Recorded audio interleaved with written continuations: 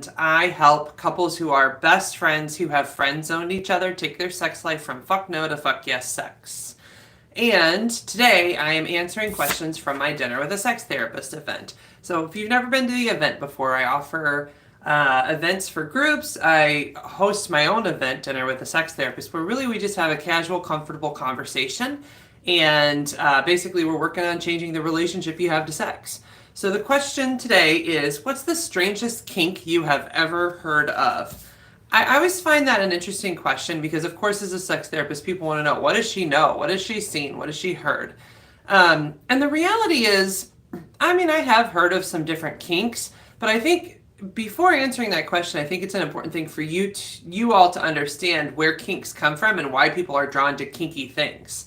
So I break everything sexual down into three categories: attention, connection, and sensations, right? So whenever I hear of a kink that somebody shares with me, I don't get that jarred or nervous anymore because I break them down into those three categories. And now that I've basically neutralized sex for myself, there's not like anything that somebody can say to me that's like, oh, how could you? Or that's terrible. I mean, I definitely don't want people to die or get like physically injured for sure. But for the most part, most kinks can be identified in one of those three categories, and I'll show you how.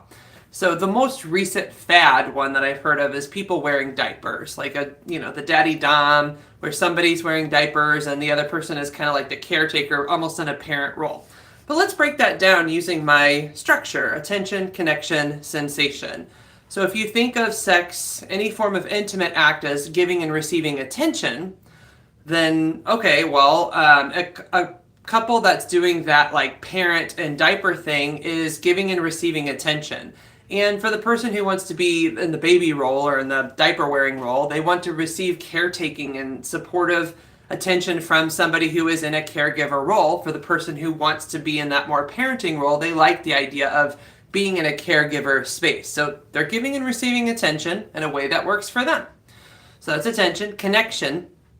All sexual acts are a form of creating connection with somebody. What could be more vulnerable and like validating than finding somebody who you can create a connection with in your specific kink? It used to be that if you had these kinks, you had to just hide away in your room and never tell anybody, oh, I have this thing. But now, I mean, we have the internet. You can find anybody who's interested in your kink. And that is one thing that is, I guess, kind of nice for the world that we have right now, is they're creating this connection of, hey, I feel valued and I get to be taken care of. Perhaps, there were times in their lives where they didn't get taken care of. And so it's nice to have somebody who, like, that is their thing. They like being this parent person. And then if you think about it as sensations, all people are doing is giving and receiving sensations. That's it. And so if you think of the sensations somebody wearing a diaper might be getting, well, have you ever felt the inside of a diaper? It's pretty soft. They make it soft for babies, so they're going to make it soft for a person who has it on their body all day. So the sensation of it is soft. There's sounds associated with the taking off of a diaper and putting on a diaper. There's probably, like just when you're being caretaken, cuddled, and held, I'm sure there's an element of, oh, I feel like loved and valued right now. Like I'm the center of attention, and that there's a sensation in your body that you're going to get from that, right?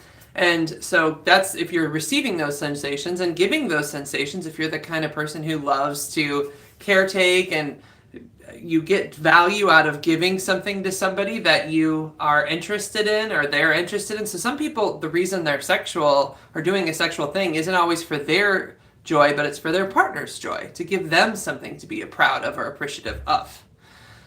And so with all that being said, there's a variety of reasons why people might like to give and receive that kind of sensation. So, I mean, I would say that's the most popular fetish at the time, but I don't think it's that crazy of a fetish. I don't think everybody is kind of, crazy or strange or kinky. Like I think people are mixed in how they land on the sexual spectrum. And really, you just got to find people who you can create that attention, connection, and sensation experience with. So I am Angela Skurtu. If you would like to work with me, please join my email list at therapistintlouis.com and submit a contact form. That is how you stay connected with me. I am Angela Skurtu, who is working with the best friends who have friend zoned each other, and are wanting to take their sex life from fuck no to fuck yes sex. And the way to do that is to get on my email list so I can tell you about my cool products and services. So thank you, and I hope you can join me again soon.